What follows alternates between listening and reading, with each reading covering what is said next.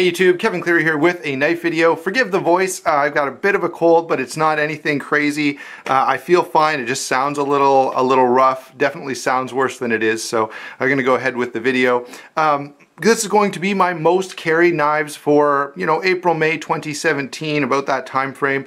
And that's a little longer than I normally go, so I've got a few extra knives here, so I'm going to try to move quickly through them. Before I get into that though, I've got my pager here from the Meaford Fire Department, and the reason I've got this here is because I want to ask you guys to comment down below with something that you carry all the time, that you make sure you always have with you, that's not very common, that most people would not consider an EDC item. Certainly most people are not carrying a pager around, so I thought I'd throw this in there to kind of get that, to spur that thinking in your head. Maybe it's for your work, maybe it's for a hobby or a special skill set that you have, but I'd love to know what it is that you carry that people would be like, why do you have that with you all the time? And certainly I have gotten some questions before, but what is that? Why do you have a radio on? And of course have to explain that it's just a pager in case there's a fire call.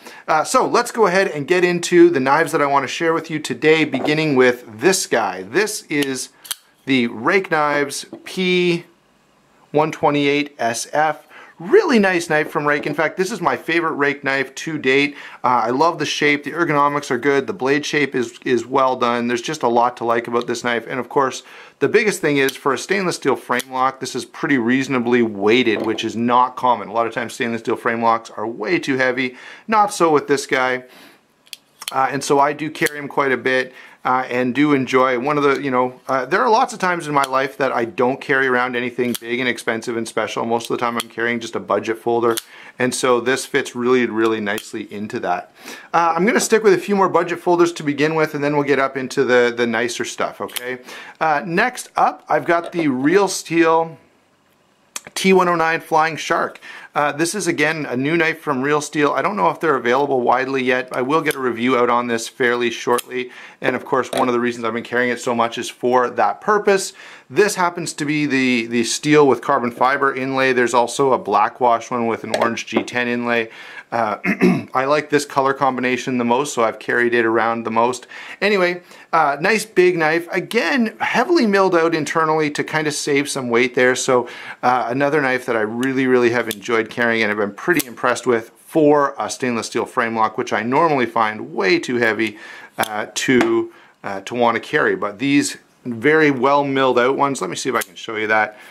These ones that have lots of milling on the internals are quite carryable.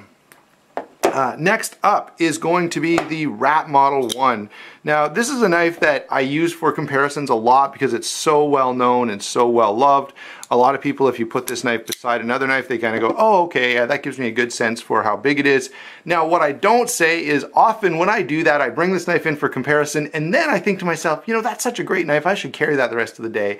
And so every time you see this knife in a video, what ends up happening is I end up carrying this knife either the rest of that day or the next day, and it just ends up being in my pocket a whole lot because I use it for comparison a whole lot.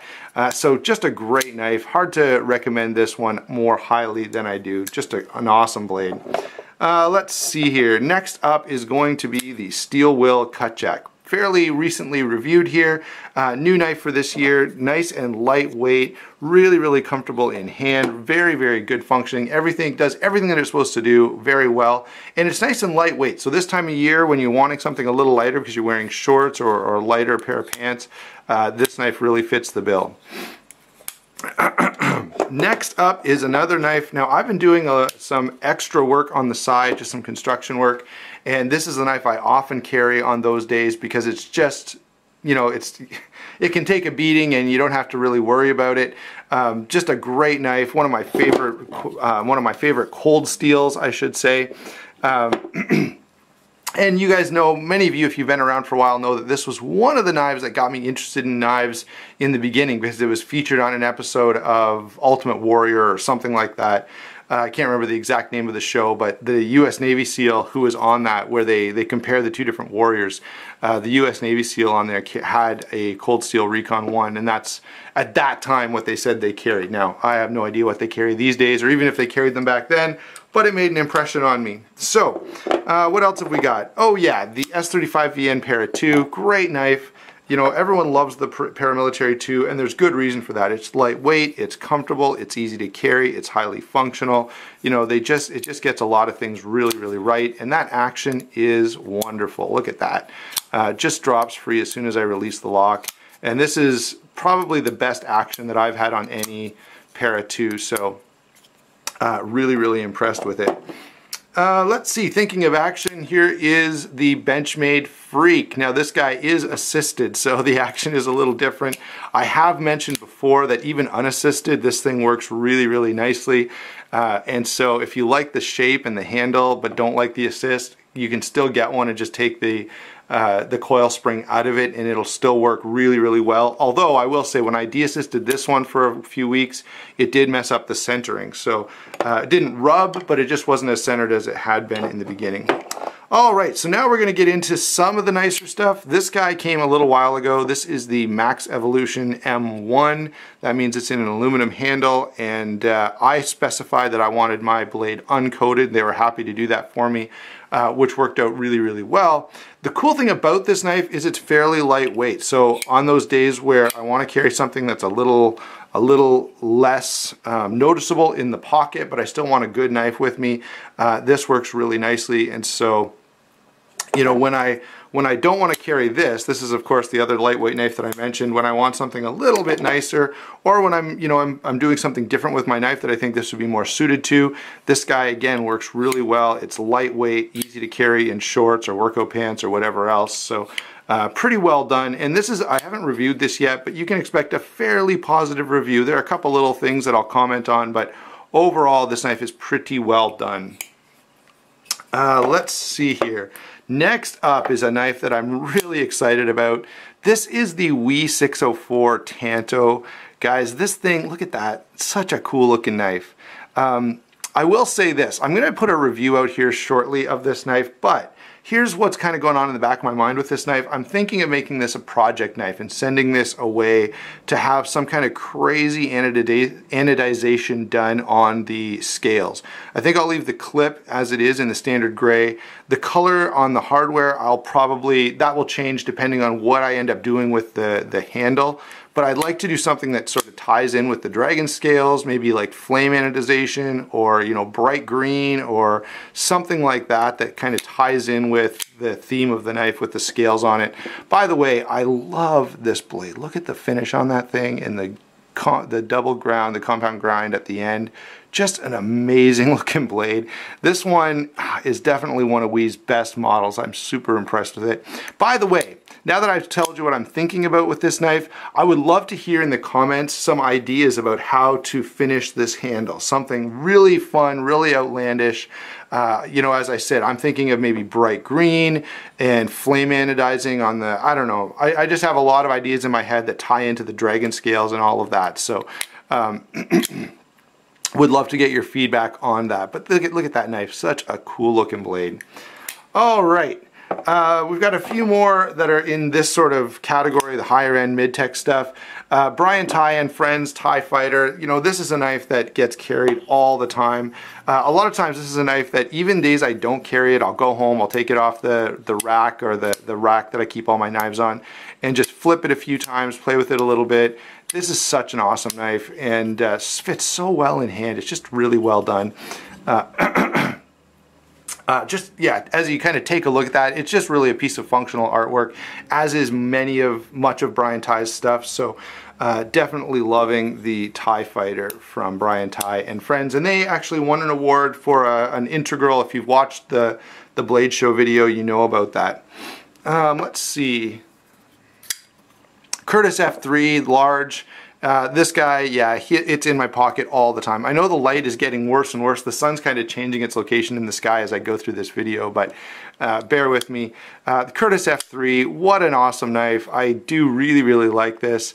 Carry it a lot. It's just one of those knives where you can put it in your pocket and feel like you're really ready for anything. You've got a knife that's both, very high-end and well done and just great fit and finish, but then extremely, extremely functional and practical. Just nothing this knife can't do. There you go. Next up is, what do we got? Oh yeah, this will be a fun one to show you. For those of you who haven't seen this, I recently made some changes to my XM18. I put in the brass standoffs and the blue clip. I may do more. It's pretty fun to do this because the hardware from Hinderer is very reasonably priced. I think for like 40 bucks I can change out all this. For 20 bucks, you know, there's lots of different little things that you can do. I may switch out and put in either a blue or bronze insert here. There's, you know, on Hinderer's website they have all kinds of different things and they're not very expensive, so I'm kind of thinking about different things that I might change on this. I really like this knife. This guy is definitely in my permanent collection, and so that becomes fun to kind of change out that hardware. The other thing is these knives are so simply put together and so well built in terms of tolerances that you can take it apart, make the changes, put it all back together just super easily. Let's see, one more knife. Is this the last one? I guess this is the last one. Riyat Knives Torrent. Now I've got a couple things from Riyat, and I'm going to make a video where I compare and contrast all of these. If you watch Dr. Funky's channel, he has my Riyat Knives Epoch, and it kind of puts me in mind of this, so that's on the way to me now, so you'll see that one coming up in a first impressions vid fairly shortly. But then I've got this one, and I've got the large Bodega from the Steelcraft series, and so I'm going to do a video coming up where I just kind of talk about Riyat knives with those three as examples. But they do a great job, they truly do, and the stuff they're doing now, and you know what you're getting from them for around 400 bucks is comparable to stuff that you would pay $1,000 for easily and more. Okay, so that's what I like about Riyat knives. It gives me an opportunity to experience an extremely high level of quality for still they're expensive, but compared to what you'd have to pay to get this kind of quality and kind of finish, most places they're reasonable. So that's why this one gets carried as much as it does and why I love it as much as I do. So there you go. Hope you enjoyed the video, guys. Make sure to comment with all those different things I asked you about. And hold on. Don't forget to like and subscribe, and we will talk to you soon.